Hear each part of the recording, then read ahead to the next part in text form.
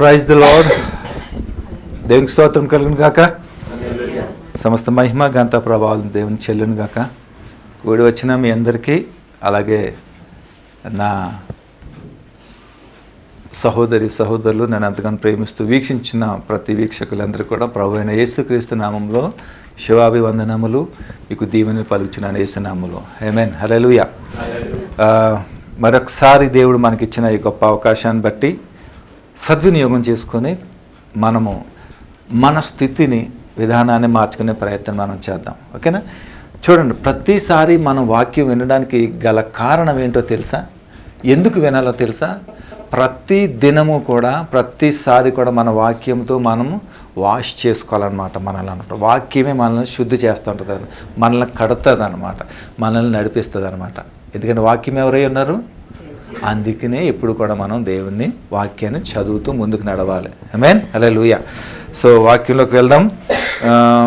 గలతీలకు రాసిన పత్రిక నుంచి కొన్ని వారాల నుంచి మనం ధ్యానించుకుంటున్నాం. ఒక 5 పాఠాలు చేసుకున్నాం అనుకుంటా కదా. ఇది 6వ పాఠం, 2వ అధ్యాయము 11 నుంచి కొన్ని వచనాలు మనం చూసి ఈ దినము ఏమైతే మనం నేర్చుకోవాలో, మనం ఎంతవరకు అయితే నేర్చుకుంటామో మనం అంతవరకు నేర్చుకునే ప్రయత్నం మనం చేద్దాం. ఓకేనా? ఓకే, వెళ్ళే ముందు చిన్న ప్రార్థన చేసుకుందాం. దయచేసి తలలు వంచండి, కళ్ళు మూసుకుందాం. దయగల మా ప్రభువా, స్తోత్రాలు, వందనాలు. మరొకసారి మమ్మల్ని ఈ విధంగా జ్ఞాపకం చేసుకున్నందుకు మీ కృతజ్ఞతలు. ఈ దినానికైనా ప్రభువా, గలతీలో ఉన్న సంఘంలో విశేషతలను బట్టి మేము వాటిని చూసి నాయనా మా జీవితంలో, మా సంఘములో అది సరి చేసుకుంటూ, మరి నాయనా మేము కట్టుబడి నాయనా ముందుకు కొనసాగినట్లుగా మాకు ఉపయోగకరమైనటువంటి ఈ వర్తమానాలు మాకు అనుగ్రహిస్తున్న విధానానికి మీకు వందనాలు. మమ్మల్ని వార్తలతో దీవించండి, ఆశీర్వదించండి, మాతో మాట్లాడండి. సమయాన్ని నన్ను చేతికి అప్పగించుకుంటూ యేసే నామములో ప్రార్థన స్తుతించాడు వేడుకుంటున్నాం తండ్రి. ఆమేన్. హల్లెలూయా. మిమ్మల్ని అందరిని బట్టి దేవునికి వందనాలు చెల్లిస్తున్నాను. దేవునికి మహిమ ఘనత కలుగును గాక. ఆమేన్. హల్లెలూయా. అయితే పోయిన వారం మనం ఏం చేసుకున్నాం? పౌలు సువార్త ఇతరులు కూడా విన్నారు. అంటే ఎప్పుడైతే 14 సంవత్సరాల తర్వాత తిరిగి వచ్చాడో ఒక సందేహం, వింటారా లేదా అనే ఉద్దేశం అనమాట. కానీ యాక్సెప్ట్ చేశారు అందరూ కూడా, ఇతర రాయబారులు కూడా. ఓకేనా? మీకు కొంచెం అర్థమైందా? మీకు వినిపించిందా? ఓకే, ఇప్పుడు ఏం చేద్దామంటే పౌలు సువార్త పేతురు రాజితనం అంటే అంతియొక్కయలో జరిగినటువంటి ఒక స్టోరీ. మీకు వాక్యం చెప్పకముందు ఈ స్టోరీ యొక్క అవుట్లైన్స్ అనేది చెప్పేస్తాను, మీకు అర్థమైపోతుంది అంతే. ఓకేనా? అవి చేస్తాను. ఇక్కడ ఇద్దరు రాయబారుల మధ్యన జరుగుతున్నటువంటి విశేషమైనటువంటి హెచ్చరిక, గద్దింపు, లేకపోతే ఆ యొక్క ఒక డిస్కషన్ లాంటిది అనమాట, అంటే ఖండించడం లాంటిది అనమాట. ఇద్దరు రాయబారుల మధ్య జరుగుతుంది. ఇద్దరు రాయబారులు ఎవరంటే పేతురు గారు, అలాగే అపోస్తలుడైన పౌలు గారు. ఓకేనా? ఈ విషయము అంతియొక్కయలో జరుగుతుంది. ఈ అంతియొక్కయ అది ఎక్కడుందంటే సిరియాలో ఉందన్నమాట.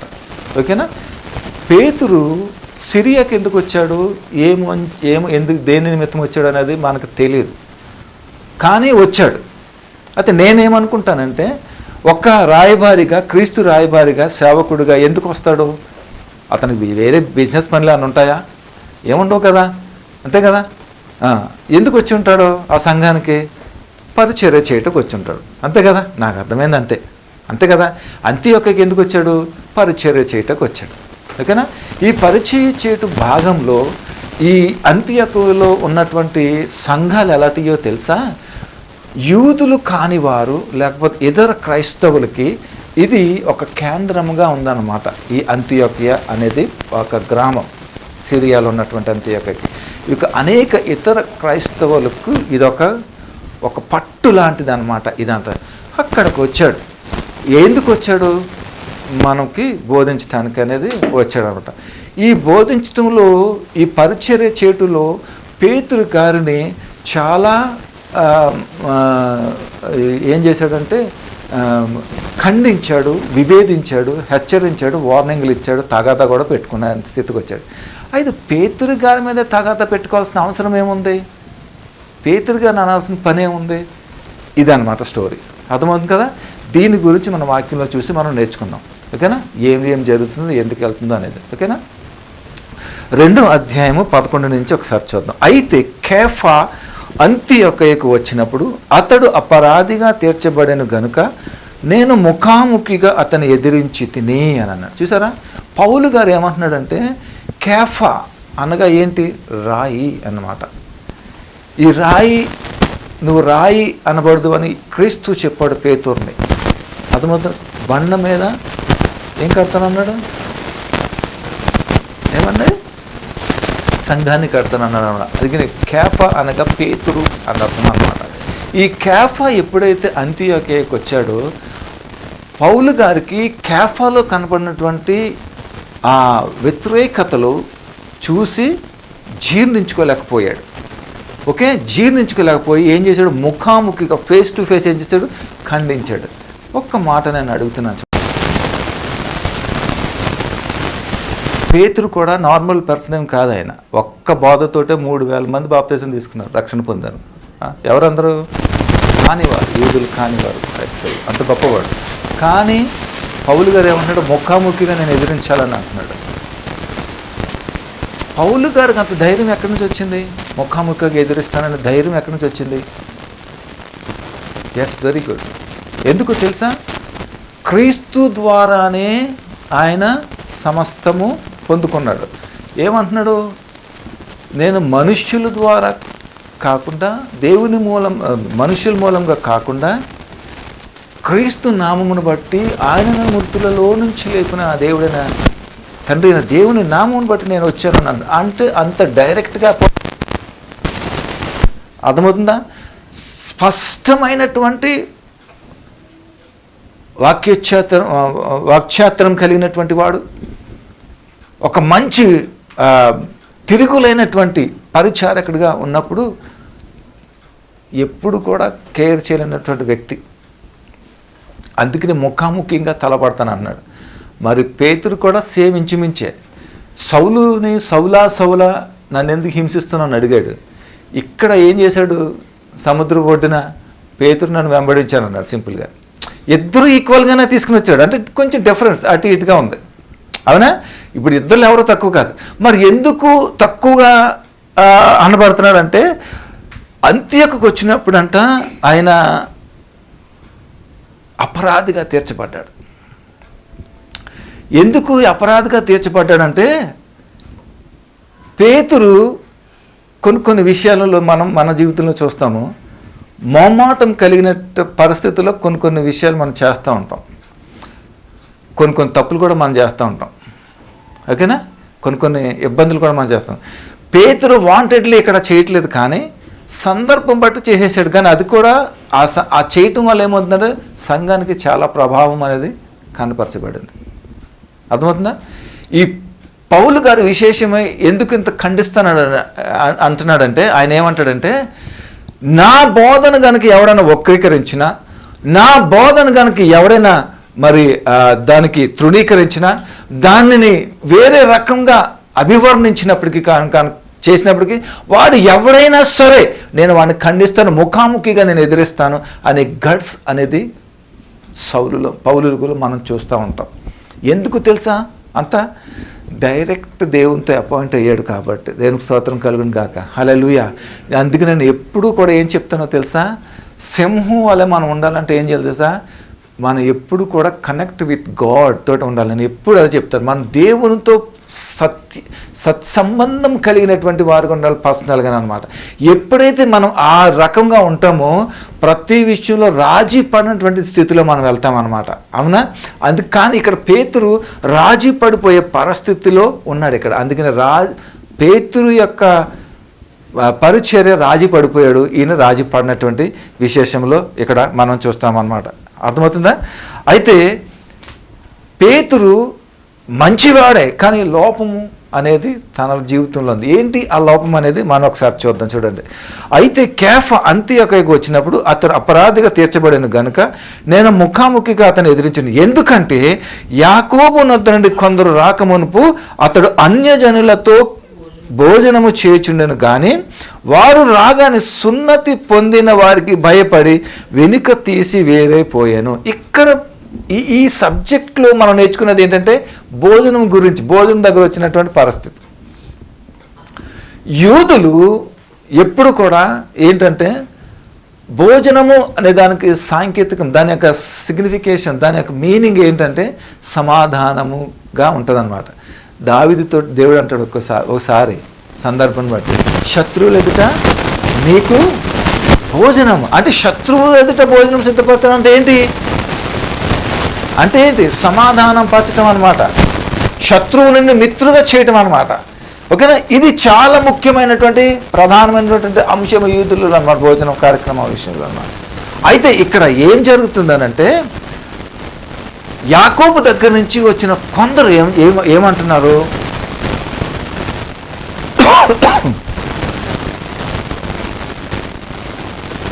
యూదులలో నుంచి వచ్చిన క్రైస్తవులు కొందరు మోషే ధర్మశాస్త్ర ప్రకారముగా చెయ్యాలని అంటున్నారు, విధి నిర్వాహకుతులన్నీ కూడా చేయాలని అంటున్నారు. ఎవరు వారు? యూదులలో నుంచి వచ్చినటువంటి క్రైస్తవులు. యూదులలో క్రీస్తుని అంగీకరించినటువంటి క్రైస్తవులు ఏమంటున్నారంటే మోషే ధర్మశాస్త్ర ప్రకారంగా ఏదైతే విధి విధానాలు ఉన్నాయో అవన్నీ కూడా ఖచ్చితంగా పాటించాలని వారి యొక్క మాట. మిగతా వారు యూదులు కాని క్రైస్తవులు ఏమంటున్నారంటే మీరు ఆ ప్రకారంగా చేయడం తప్పని అంటున్నారు. అయితే ఇక్కడ భోజనం విషయంలో ఎందుకు ఈ విధంగా జరిగిందంటే పేతురు అంతియొకయలో ఉన్నటువంటి అన్య జనులైనటువంటి క్రైస్తవులతో వారు ఏం చేస్తున్నాడు? వాళ్ళతో పాలివారై భోజనం చేస్తున్నాడు. అక్కడ జాగ్రత్తగా అర్థం చేసుకోండి, భోజనం చేస్తున్నాడు. జనరల్గా యూదులు అన్యులతో భోజనం చేయకూడదు వాళ్ళ ఆచార ప్రకారంగా, వాళ్ళ కమిట్మెంట్స్. కానీ పేతురు ఏం చేస్తున్నాడు? అక్కడ అన్యులతో భోజనం చేస్తున్నాడు. ఓకే, కానీ ఇక్కడ ఈ భోజనం చేస్తుండగా యాకోబు దగ్గర నుంచి వచ్చిన కొంతమంది ఆ యూదులను చూసి ఏం చేశారంటే ఈ పేతురు ఏం చేశాడంటే వారి నుంచి వెనక్కి తప్పుకున్నాడు అనమాట. అర్థమవుతుందా మీకు? వెనక్కి తప్పుకున్నాడు. మరి ఇక్కడ మీకు డౌట్ రావచ్చు, మరి యూదులో కాని వారి దగ్గర భోజనం చేశాడు కదా, మరి ఎందుకు చేశాడు అని అనవచ్చు. అపోస్తుల కార్యాలు 10 వచనంలో మనం చూసినట్లయితే, తీయద్దు నేను చూసినట్లయితే 4 చెంగు వస్త్రములు పట్టుకొని చతుర్పాశ జంతువులందరినీ చంపుకుని తిను పేతురు అని దర్శనంలో చూస్తాడు. అయ్యయ్యో నేను అపవిత్రమైనది ఎలా చూడను, ఎలా చేయను అని అంటాడు. అప్పుడు ఏం చేస్తాడు? అన్యుడైనటువంటి కొర్నేలు ఇంటికి వెళ్తాడు. అక్కడికి వెళ్ళాను అతనికి ఏం చేసి సువార్త చెప్పడానికి పంపించి, మరి అన్యజనులు తిన్నాడా లేదా? దేవుడు చెప్తే తిన్నాడా లేదా? తిన్నాడు కదా, పేతురు తప్పేం చేయలేదు కదా, తిన్నాడు, బాగానే ఉంది. కానీ ఇక్కడ ఏం చేస్తున్నాడు అంటే ఈ అన్యులు అయినటువంటి క్రైస్తవ జీవితంలో వారి పట్ల ఒక రకంగా ప్రవర్తిస్తున్నాడు, సున్నతి పొందిన యూదులలో క్రీస్తుని అంగీకరించిన వారిలో ఒక రకంగా చేస్తున్నాడు అనమాట. దీనిని బట్టి ఏమవుతుంది? సంఘం అంతా కూడా పాడైపోయే పరిస్థితుల్లో ఉంది, ప్రమాదకరమైన పరిస్థితుల్లో ఉంది. ఇది పౌలు గారు చూచి ఖండించినాడు అనమాట. ఈ పరిస్థితిని బట్టి ఏమన్నాడంటే కపటమైనటువంటి వాడు అనేసి ఆయన సెలవిస్తూ ఉన్నాడు. ఇతకి పేతురు గారి యొక్క ఉద్దేశం ఏంటంటే వీరిని బాధ పెట్టకూడదు, వీరిని బాధ పెట్టకూడదు, వీరిని మెయింటైన్ చేయాలి, వీరిని మెయింటైన్ చేయాలని ఈయనకు ఉద్దేశం. పౌలు గారు ఏంటంటే నువ్వు ఎందుకు చేస్తున్నావు ఆ పరిస్థితి, నువ్వెందుకు ఆ విధంగా బిహేవ్ చేస్తున్నావు అనేది పౌలు గారి ప్రశ్న. అందుకని ముఖాముఖిగా ఎదురిస్తూ ఉన్నాడు అనమాట. ఆమేన్, హల్లెలూయా. చూడండి ఇక్కడ 2:12 ముఖాముఖిగా ఎదిరించింది అనగా యాకోబు నొద్ద నుండి కొందరు రాకమునుపు అతడు అన్యజనులలో భోజనము చేయుచుండెను కానీ వారు రాగానే సున్నతి పొందిన వారికి భయపడ్డాడు, వెనుక తీసి వేరైపోయాడు. చూసారు ఎవరికి భయపడ్డాడు పేతురు? సున్నతి పొందిన వారికి భయపడ్డాడు. భయపడి ఏం చేస్తున్నాడు? అన్యులైనటువంటి వారితో కూర్చుని భోజనం చేస్తున్నప్పుడు అక్కడి నుంచి బయటకు వచ్చేసాడు. ఇది తగుతుందా మనకి? ఇది వాస్తవమేనా? ఇప్పుడు సంఘంలో ఇంతమంది ఉంటారు, నేను ఒకరిని ఒకలాగా చూస్తే ఇది సభమేనా? అది దేనికి అంగీకారమైనా? అది నా బిడ్డలు, నా సంఘము, దేవుడు నాకు ఇచ్చినటువంటి బాధ్యతను బట్టి నేను ఏం చేయాలి? సమానంగా నేను చూడాలి, సమానంగా నేను వారిని ప్రేమించాలి, సమానంగా నేను వారిని నడిపించాలి. కానీ పేతురు ఉన్నతమైన స్థితిలో ఉండి కూడా ఈ సంఘములో ఆ రకమైనటువంటి విధానంలో పేతురు లేకపోవటం చాలా విచారకరమైనటువంటి సందర్భం అన్నమాట.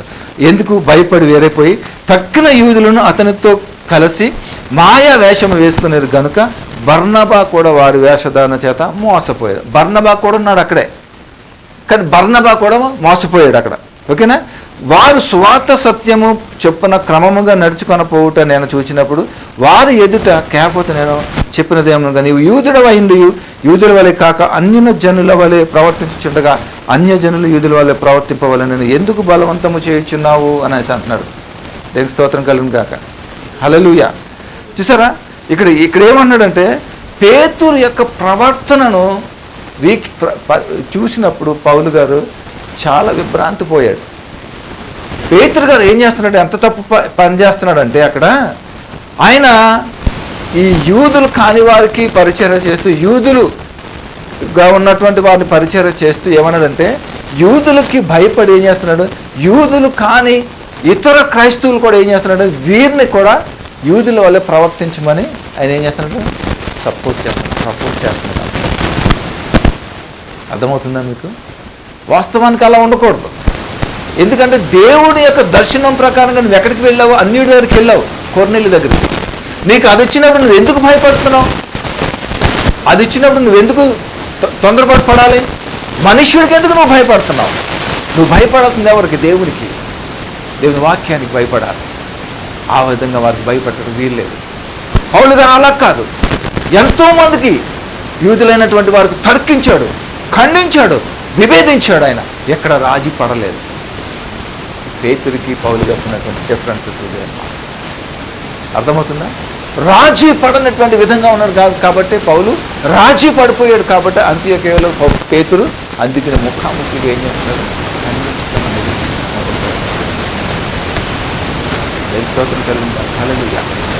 యూదులు ఏమంటున్నారో తెలుసా?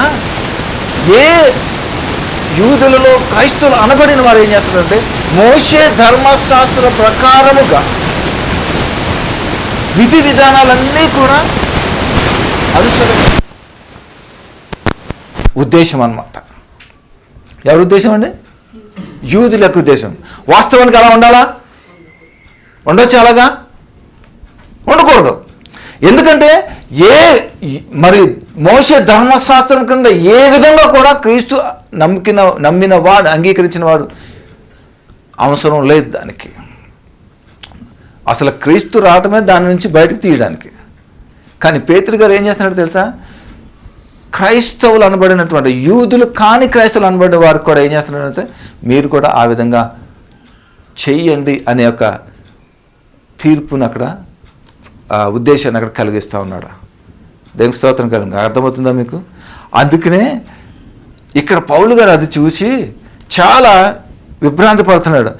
తక్కిన యూదులను అతనితో కలిసి మాయ వేషం వేసుకున్నారు కనుక బర్నబా కూడా వేషధారణ చేత మోసపోయారు. వారు సువార్త నిమిత్తము చొప్పున క్రమముగా నడుచుకొని పోవుట నేను చూచినప్పుడు అందరి ఎదుట కేఫతో నేను చెప్పినది ఏమనగా, నీవు యూదుడవై ఉండి యూదుల వలె కాక అన్యజనుల వలె ప్రవర్తించుచుండగా అన్యజనులు యూదుల వలె ప్రవర్తింపవలని ఎందుకు బలవంతము చేస్తున్నావు? ఏమైనా అర్థమైందా మీకు? అర్థమైందా? నీవు యూదుడు అయ్యుండి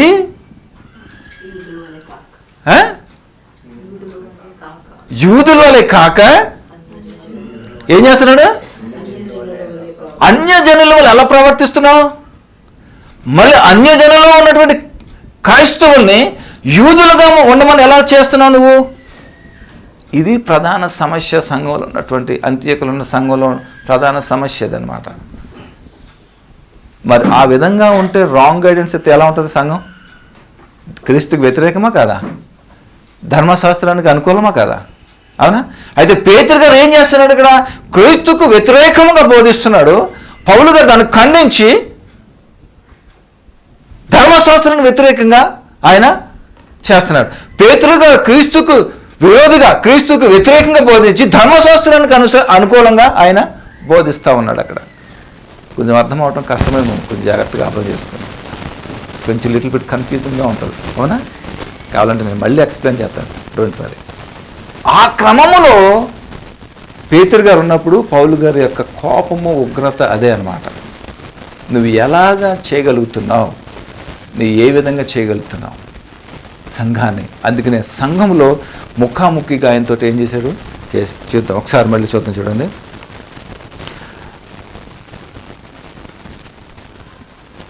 14. వారు సువార్త సత్యము చొప్పున క్రమముగా నడుచుకొనకపోవుట నేను చూచినప్పుడు అందరి ఎదుట కేఫతనని చెప్పిన దనగా, నీవు యూదుడు అయ్యుండి యూదుల వలె కాక అన్యజనుల వలె ప్రవర్తించుచుండగా అన్యజనులు యూదుల వలె ప్రవర్తింప ఎందుకు బలవంతం చేసినావు? మనము జన్మము వలన యూదులమే గాని అన్యజనులలో చేరిన పాపులము కాము. మనుష్యుడు యేసుక్రీస్తు నందలి విశ్వాసము వలనని గాని ధర్మశాస్త్ర సంబంధమైన క్రియల మూలమున నీతిమంతుడుగా తీర్చబడరని ఎరిగి, మనమును ధర్మశాస్త్ర సంబంధమైన క్రియల మూలమున కాక క్రీస్తు నందలి విశ్వాసం వలన నీతిమంతులమున తీర్చబడుటకై యేసుక్రీస్తు నందు విశ్వాసముంచి ఉన్నాము. ధర్మశాస్త్ర సంబంధ క్రియల మూలమున ఏ శరీరియు నీతిమంతుడుగా తీర్చబడాడు కదా. అవునా? అర్థమైపోయిందా మీకు మ్యాటర్? ఏమన్నాడు? నీవు నేను ఎవరు? ఇద్దరు కూడా యూదులే, యేసయ్య కూడా యూదుడే. ఆమేన్, హల్లెలూయా. దీన్ని బట్టి ఒక మాట చెప్తున్నాను నేను. మనకు సువార్త ఎక్కడి నుంచి వచ్చింది అయ్యా? Yes, very good. అదే విచిత్రం.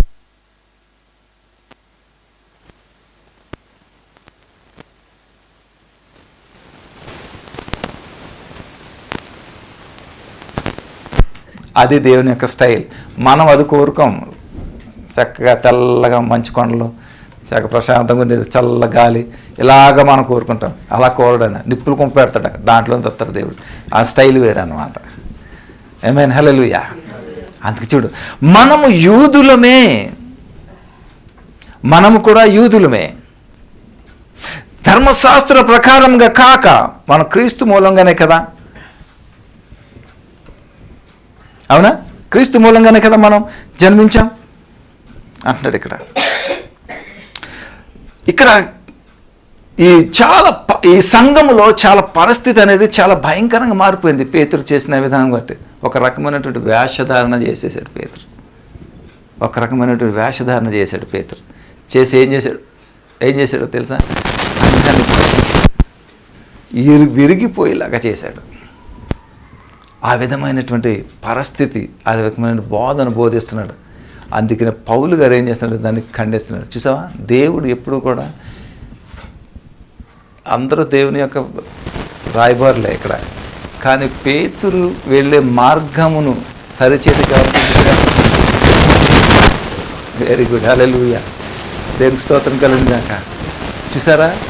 ప్రతి విషయంలో కూడా మనకి తండ్రి కాపరి మనల్ని ఎలా కాపాడుతున్నాడో చూసారా? ప్రతి విషయంలో కూడా మనల్ని బాగు చేయడానికి, సరి చేయడానికి ఎవరు పంపిస్తున్నాడో? వేరే ఆదరణకర్తగా మనల్ని పంపిస్తున్నాడు. పేతురునికి బుద్ధి చెప్పడానికి, పేతురికి మెలుకు చెప్పడానికి, పేతురు రాజీ పడిపోయిన స్థితి నుంచి బయటికి తీసుకుని రావటానికి పౌలు గారిని ముందుగానే అక్కడ ఏర్పరచబడ్డాడు. అందుకనే కేఫా వచ్చినప్పుడు ఆయన నిరపరాధిగా ఉన్నాడు కాబట్టి నేను అతన్ని ముఖాముఖి గద్దించడానికి నేను వెనుక తీయను అనేసి చెప్తా ఉన్నాడు. దేవునికి స్తోత్రం కలుగును గాక. హల్లెలూయా. దేవునికి స్తోత్రం కలుగును గాక. ధర్మశాస్త్ర సంబంధ క్రియల మూలమున ఏ శరీరయు నీతిమంతుడిగా తీర్చబడడు కదా. అవునా కదా? చెప్పండి. అవునా? ధర్మశాస్త్ర ప్రకారంగా నీతిమంతుడిగా మనం తీరుస్తున్నామా? ఒకవేళ తీర్చబడినట్లయితే, ఇంకా ధర్మశాస్త్రం వల్ల మనం నీతిమంతుడిగా తీర్చబడ్డామనుకోండి, మనకి కమ్యూనియన్ అవసరమా? శిలువ అవసరమా? శ్రమ అవసరమా? ఏమీ అవసరం లేదు. అవునా? కానీ ఇక్కడ విశేషం ఏంటంటే, ధర్మశాస్త్ర ప్రకారంగా ఉన్నప్పటికీ కూడా రకరకాల విధమైనటువంటి బలులు అనేది కూడా, సాక్రిఫైస్ అనేది ఉన్నాయి కదా.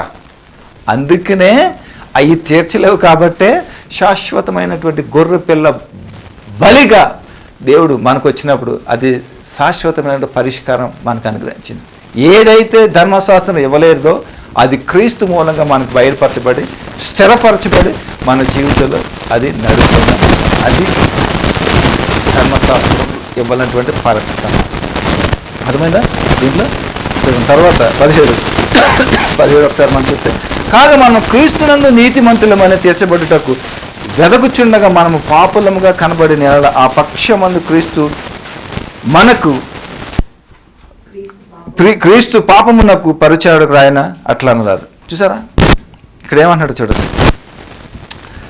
దీన్ని మనం అర్థం చేసుకోవడం చాలా కొంచెం కష్టంగా ఉంటుంది, అంటే చాలా టిపికల్గా ఉంటుంది అన్నమాట. ఓకేనా? మనము క్రీస్తునందు నీతిమంతులమని తీర్చబడుటకు వెదకుచుండగా మనం ఎవరుగా కనపడ్డాం చూడండి. క్రీస్తు అనగా ఏంటి? వెలుగు కదా. మనము వెలుగుని కనుగొన్నాం అనుకో, మనలో ఏం చూస్తాం? చీకటి అనేది మనం చూస్తాం. అంటే చీకటి సంబంధులుగా మనం ఉన్నాం. అర్థమవుతుంది ఇక్కడ? మనం చీకటి సంబంధులుగా మనం ఉన్నాం కాబట్టే మనం క్రీస్తుని వెలుగును వెతుకుతున్నప్పుడు ఏం చూస్తాం? మనలో పాపము అనేది కనిపిస్తుంది. చూడండి, ఇప్పుడు రక్షింపబడక ముందు మీరేంటో తెలుసా? మనం ఏంటో మనకు తెలుసా? ఏమీ తెలియదు. ఐఎమ్ గుడ్, సో గుడ్ అని అనుకుంటాం. ఎప్పుడైతే మనం రక్షించబడి బాప్తీసం తీసుకుని రక్షణలో మనం కొనసాగుతున్నప్పుడు మనకేం కనిపిస్తుంది? మనలో ఉన్న డిఫెక్ట్స్ అన్నీ కూడా కనిపిస్తుంది. ఎప్పుడైతే వెలుగు మనలో ప్రకాశింపజేస్తుందో మనలో ఉన్నటువంటి డిఫెక్ట్స్ అన్నీ కూడా, సిన్స్ అన్నీ కూడా ఏం చేస్తుంది? వెలుగు చూపిస్తూ ఉంటుంది అన్నమాట. దేనికి స్తోత్రం కలిగాక. వాక్యము మనం చదివినట్లయితే నీలో ఏమున్నాయో, నువ్వెవడవో అనేది వాక్యం నేను గుర్తించి నీకు చెప్తుంది అనమాట. నువ్వు ఎలాగున్నావు అని. అప్పుడు వెంటనే సరి చేసుకోవటానికి మనకి అవకాశం ఉంటుంది అనమాట. లేకపోతే కనుక ఎలాంటి అవకాశం ఉండదు. ఆ చీకట్లోనూ మగ్గుతో మనకు తెలుసో తెలియకో చివరికి వినాశనానికి మనం పోతామన్నమాట. అర్థమవుతుందా? అయితే మనము ఎవరి మూలంగా నీతిమంతులుగా తీర్చబడ్డాము అంటే క్రీస్తు నామమును బట్టి, ఆయన మన కొరకు చిందించినటువంటి యాగమును బట్టి, అర్పించిన యాగమును బట్టి మనం ఏం చేసాం? నీతిమంతులుగా మనం కనపరచబడ్డామన్నమాట. ఆమేన్. కానీ ఈ మాటకు భిన్నంగా ఈ పేతురు ఏం చేస్తున్నాడు? ప్రవర్తిస్తూ ఉన్నాడు అంత్యొకయలో. అందుకని ప్రతి విషయానికి, ప్రతి మాటకి ఏం చేస్తున్నాడు పౌలు గారు? ఆయనను గద్దిస్తూ ఆయనతో ముఖాముఖిగా ఉంటూ నడుస్తున్నాడు అనమాట. ఎందుకంటే పేతురు భయపడుతున్నాడు తక్కిన యూదులకి. మరి ఎందుకు భయపడుతున్నాడో మనకు తెలియదు. కానీ అపోస్తులైన పౌలు మాత్రం ఎవరికీ భయపడట్లేదు. ఎందుకంటే ఆయనలో ఉన్నటువంటి నిబ్బరం అలాంటిది. ఆయనలో ఉన్నటువంటి ఆ గొప్ప విశేషమైనటువంటి ఆ జ్ఞానము, ఆ పరిపక్వం, లేకపోతే ఆ రెవల్యూషన్ అనేది అంత ప్రాముఖ్యమైనది అన్నమాట. అందుకనే ఎవరిని కూడా మరి ఎదిరించడానికి, ఎవరినైనా సరే నేను ఖండించడానికి నేను వెనుకాడను అని అంటున్నాడు పౌలు గారు. అలాంటి వాడు ఎవడని చూసామో మనం? నెవర్. పౌలు గారు ఒక్కనే మనం చూస్తూ ఉంటాం. దేవునికి స్తోత్రం కలుగును గాక. ఆమేన్. హల్లెలూయా.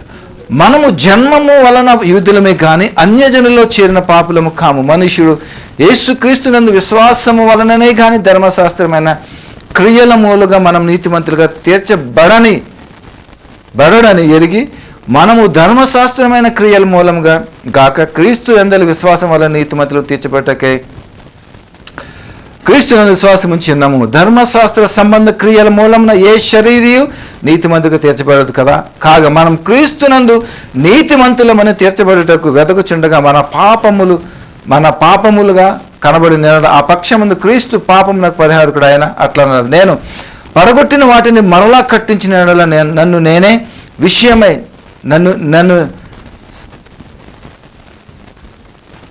నేను పడగొట్టిన వాటిని మరల కట్టిన ఎడల నన్ను నేనే అపరాధినిగా కనపరుచుకుందును కదా.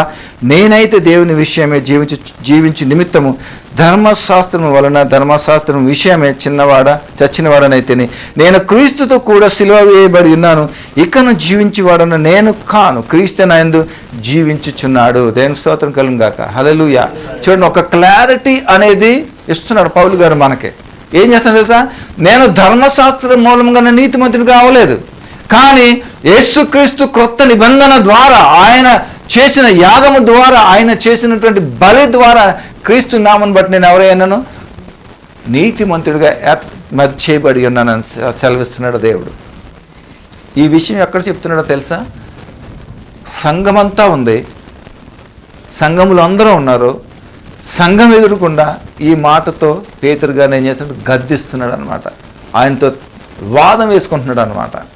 నీవు నేను యూదుడినే పుట్టుతో, కానీ ఏ ధర్మశాస్త్రము కూడా నన్ను కాపాడలేదు, నీతిమంతుడిగా చేయలేదు. కానీ ఈ విధంగా క్రీస్తుని బట్టి మనం నీతిమంతులుగా అయ్యాను అని అక్కడ ఏం చేస్తున్నాడు? బోధిస్తూ ఉన్నాడు సంఘానికి. అంత్యొకయలో అన్నటువంటి దేవుని స్తోత్రం కలుగును గాక. హల్లెలూయా. అర్థమవుతుందా ఏమన్నా? మీకు ఇంకా కొంచెం వివరంగా చెప్పే ప్రయత్నం చేస్తానులే, ఓకేనా? సరే, ఇక చూడండి, నేను కొంచెం మీకు ఇస్తాను. ఓకే. నేను ఇప్పుడు శరీరమందు జీవించుచున్న జీవితము నన్ను ప్రేమించి నా కొరకు తన్ను తాను అప్పగించుకున్న దేవుని కుమారు యందలి విశ్వాసము వలన జీవించుచున్నాను. ఆమేన్. హల్లెలూయా. నేనిప్పుడు శరీరమందు జీవించుచున్న జీవితము నన్ను ప్రేమించి నా కొరకు తన్ను తాను అప్పగించుకున్న దేవుని కుమారి యందలి విశ్వాసం వలన జీవిస్తున్నాను. దేవుని స్తోత్రం కలుగును. ఎంతమందికి మాట అర్థమైంది? ఏమంటున్నాడు? నేను జీవించేది నా నిమిత్తము ఎవరైతే యాగమయ్యాడు, బలి అయ్యాడో, నా శరీరము, నా ప్రతిదీ కూడా ఆయన మూలంగా నేను జీవించడానికి ఇష్టపడుతున్నాను అని అంటున్నాడు. దేవునికి స్తోత్రం కలుగును గాక. చూసారా? అది ఆ గట్స్, ఆ క్లారిటీ అనేది మనలో ఉండాలన్నమాట. దేవునికి స్తోత్రం కలుగును గాక. హల్లెలూయా. అందుకనే మనం ప్రతి విషయంలో కూడా ఏం చేయాలి? మనం ఎవరి వారమై ఉన్నాం? క్రీస్తును బట్టినటువంటి బిడ్డలుగా మనం ఉన్నాం. అవునా? క్రీస్తుని బట్టి ఆయన కుమారులుగా, కుమార్తెలుగా మనము అంగీకరించబడ్డాం, స్వీకరించబడ్డాం, నీతిమంతులుగా చేయబడ్డాం. మన గొప్పతనం బట్ట, మన విధేయతను బట్ట కాదు, కానీ మనం దేవుడు మనకి ఇచ్చినటువంటి ఆ ప్రేమను, ఆ సంతోషమును బట్టి మనం ఉన్నాం. కానీ ఇక్కడ చూడండి, ఇక్కడ ఏమంటున్నాడంటే పేతురు రాజీ పడిపోయి ఏం చేస్తున్నాడు? సున్నతి పొందిన యూదులు ఎలాగైతే క్రైస్తవులుగా మార్చబడినటువంటి ప్రతి క్రైస్తవులు ధర్మశాస్త్ర అనుసంధానము కలిగి విధి విధానాలుగా ఎలాగైతే వాటన్నిటిని కొనసాగించాలి అని ఎలాగైతే వారి అభిప్రాయం ఉందో, వాటిని కూడా పేతురు ఏమంటున్నాడు? ఆస్వాదిస్తున్నాడు. అలాగే క్రీస్తు అంగీకరించినటువంటి యూదులు కానటువంటి ఇతర క్రైస్తవులు కూడా వారు క్రీస్తుని అంగీకరించిన వారిని ఎవరైతే యూదుల ఆచారం ప్రకారం ఉందో దానిని కొనసాగించే వారికి వీరిని కూడా ప్రేరేపమన అనేది చేస్తున్నాడు. ఎంత తప్పది? అర్థమైందా లేదా మీకు? చూడండి, అందుకనే దేవుడు బహుగా ఖండిస్తున్నాడు అక్కడ. ఎందుకు రాజీ పడిపోయాడో తెలీదు. పేతురు అంటే మామూలుడు కాదు, అసలు చాలా బలమైనటువంటి వ్యక్తి. ఇందాక మనం అనుకున్నాం, నీడ పడితే కూడా స్వస్థత కలిగినటువంటి గొప్ప వ్యక్తి అయిన వారు ఎందుకు రాజీ పడాల్సి వచ్చింది? ఏమైంది? కారణం ఏంటి? పరిస్థితి డిస్కనెక్ట్ విత్ ఎస్. మన జీవితంలో కూడా అదే రోల్ అవుతుంటుంది. గమనించినట్లయితే మన జీవితంలో కూడా అదే సందర్భం. నువ్వు రక్షింపబడినప్పుడు చాలా గొప్ప విశ్వాసం, గొప్ప పటిష్టత కలిగి ఉంటావు. కానీ రాను ఏమవుతుందో నీకు తెలియదు. నెమ్మదిగా వెనక్కి వెళ్తావు, టోటల్గా డిస్కనెక్ట్ అవుతావు. డిస్కనెక్ట్ అయ్యావు అంటే నువ్వు ఎలా ఉంటావు తెలుసా? దేవునికి వ్యతిరేకంగా ఉంటావు అన్నమాట. అందుకని ఇందాక మాట చెప్పాను, ఒక స్పిరిట్ మనల్ని లీడ్ చేస్తూ ఉంటుంది. అర్థమవుతుందా? ఏదో ఒక స్పిరిట్ ఒకటి వదిలేసి దానికి ఒకటి పట్టుకుంటుంది అన్నమాట. అందుకని మనం ఏది ఇన్ఫ్లుయెన్స్లో ఉన్నాము, దేనిని బట్టి మనం నడిపించబడుతున్నాము అనేది మనం చాలా జాగ్రత్తగా గమనించి నడవాలి. ఇక్కడ పేతురు ఇక్కడ దుస్థితి అదే. నీళ్ల మీద నడిచినటువంటి పేతురు యేసయ్యని గెత్సేమనే తోటలు పట్టుకున్నప్పుడు పేతురు తప్ప ఎవరు నిలబడలేదు అక్కడ. కానీ పేతురులో ఎందుకు అలా జరిగింది తెలుసా? దుడుకుతనం, తొందరపాటు,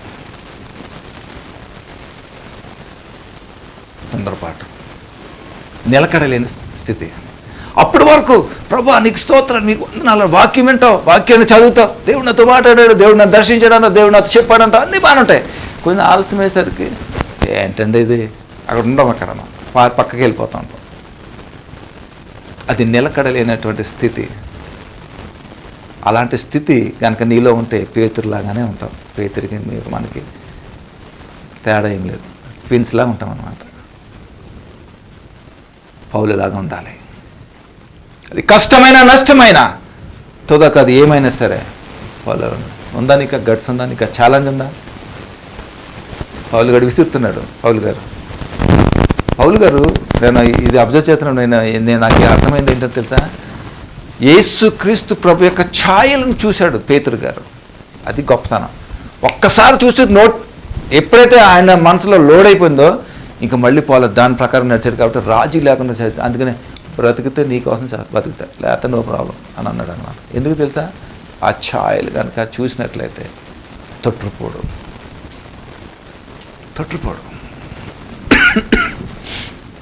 నువ్వు ఏ స్థితిలో ఉన్నావు?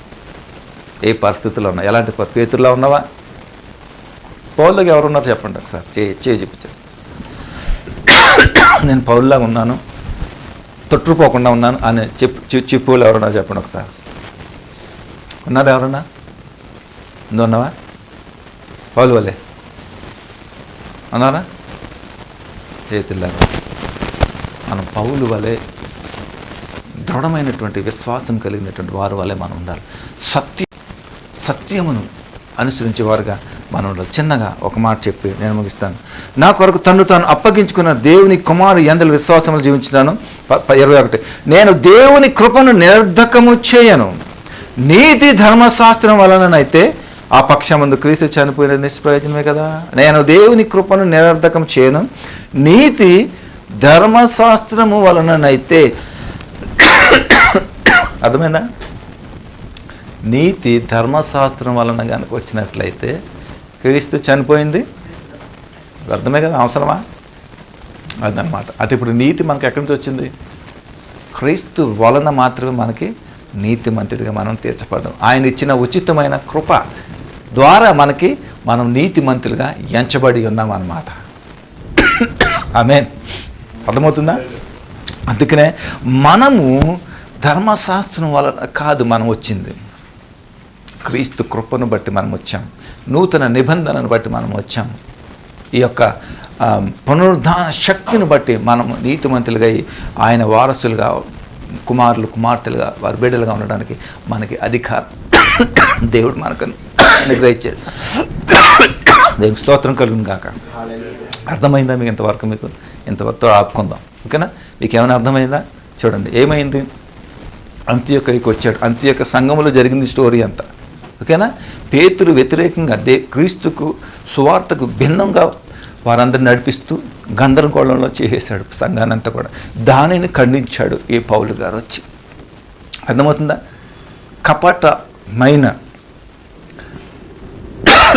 కపటమైనటువంటి